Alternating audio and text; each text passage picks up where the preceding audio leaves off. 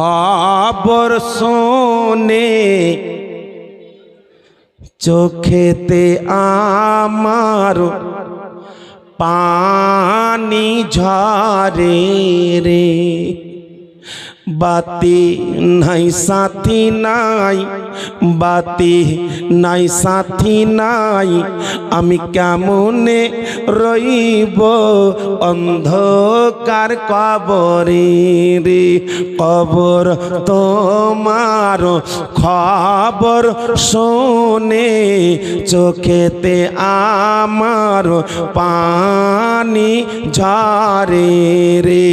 বাতি নাই সাথী নাই, বাতি নাই সাথী নাই, আমি কেমনে রইব অন্ধকার কবরে রে।